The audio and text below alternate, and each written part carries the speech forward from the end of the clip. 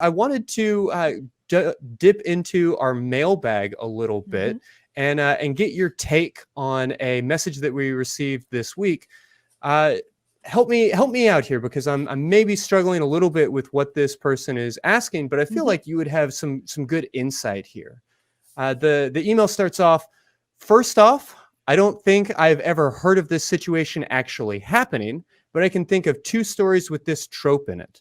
Basically, boy really likes girl, girl is not interested in boy, boy fakes being trans, boy is now accepted as one of the gal pals of the girl, boy goes to sleep over with girl and her friends.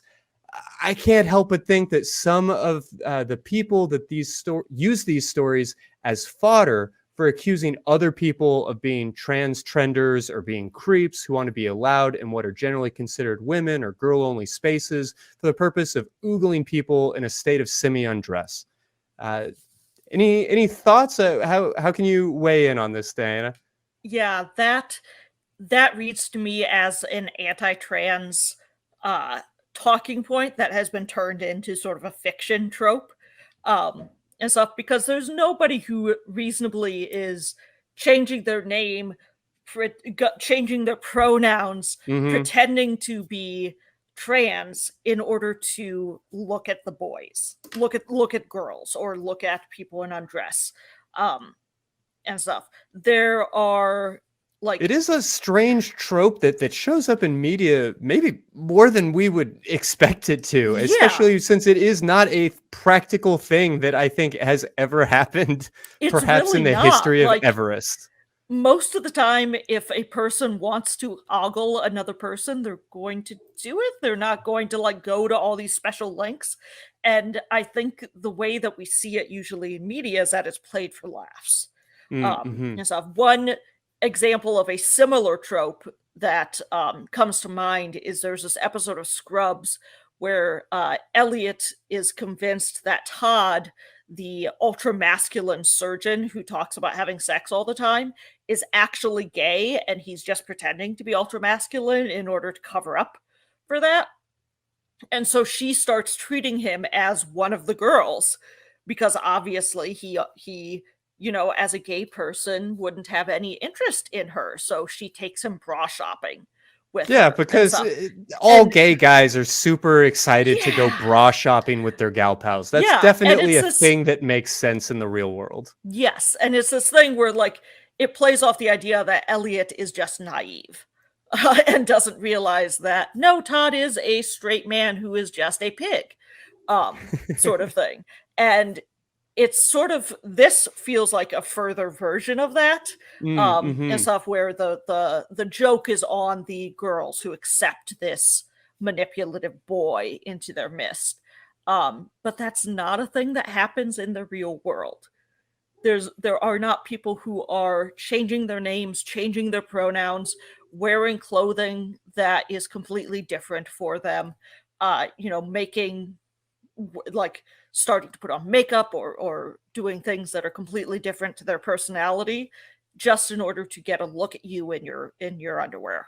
That's way too much effort for most people to go to in order to do that. And so I think we can safely set this aside as a fiction trope that is very out there. It's something that doesn't reflect the real world. It's played for comedy, but it's not a thing that exists, and it's not a thing people have to worry about in the real world. And I think people who look at the fiction trope and try to apply it to trans people in real life are just looking for an excuse for their bigotry in a lot of ways. I think you're muted. Sorry about that. I'll take that. It is a fiction trope, and then people try to misapply it to real life. At the same time, I'm wondering where this art is coming from. I'm comfortable with the idea of us sort of making up ridiculous scenarios as a way of sort of playing through or exploring some of our fears, and using art as a way to play and work out some of these things.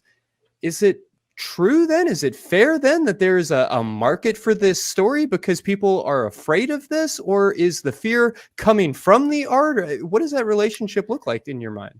I'm not entirely sure. I would have to look. I think that sort of thing comes on a case by case basis.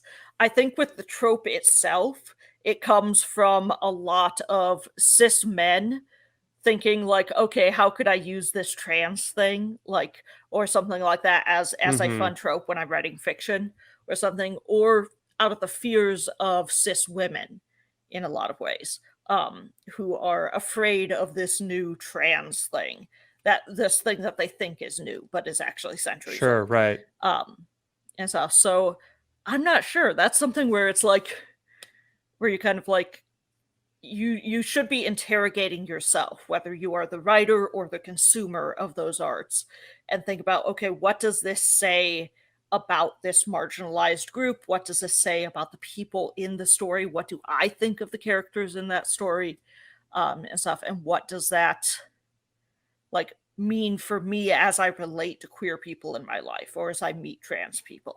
Um, and stuff like that. So that's something that I always promote, being a conscious consumer of the art that you're looking at, and stuff, especially when it comes to stories that involve marginalized groups Mm-hmm. in a lot of ways. Yeah, well, and this is definitely not a new story. Mm-hmm. I mean, we can name countless examples of various forms of this. I mean, going back to Brian De Palma comes to mind, and I'm forgetting the name of that picture, but Sorority Boys was one that my partner and I were Mm-hmm. talking about last night as something that came out when we were in high school that was messy in a lot of ways. Mm-hmm. But I don't want to get, I guess, too carried away with this conversation but I wanted to check in to see if you had any thoughts or tips or tricks or any other insight into how to be that conscientious consumer, how to notice your relationship with this kind of art, particularly like you said, when we're Mm-hmm. talking about marginalized folks. Are there warning signs? Are there things that we should be noticing or preparing for? Yeah, I would. My strategy whenever I'm having like an emotional or fearful reaction, and this comes from decades of having an anxiety disorder, is to Sure. ask myself, where is this fear coming from? Where is this emotion coming from? Is my brain just trying to hype me up about something, or is there an actual real fear here? And stuff. And so I don't think I think there's a lot of people who think they can just mindlessly consume media and like it won't affect them in any way, but it really kind of does. And stuff, especially when it is about marginalized groups that we don't encounter in our everyday. And so if you are wanting to be a more conscientious consumer, take the time to name whatever emotions you are feeling in response to that media, and ask yourself, where's that coming from? Why do you feel that way? And how does that make you see people differently Hmm. in a lot of ways? Because I think stories have this power to make not only the marginalized group feel seen, but to make other people understand that they're real lives. So we always want to ask, whenever there's media involving a marginalized group, what it is saying about that group and what sort of thing an audience would take away from that. Well, and include them in the creation of it. I mean, you Mhm, mentioned the involvement of women in the creation mhm, of Promising Young Woman, which, feels silly considering something like 50.5, 51% of all humans are women. mhm. And yet, Yeah. still thoroughly underrepresented, still kind of like hard to put into Mhm, positions of power in Hollywood. So I guess take notes, Sia, if you're listening, when you next time you make a movie, like involve people from that community. yes. Well, Yeah, and you can see that a lot in, Booksmart too, mm, because that was an all-female writing team, and stuff, and it's very the characters feel real in a lot of mm. ways, and you can see that when you've got people either writing about a group that they're not a part of or writing from the standpoint of being in that group.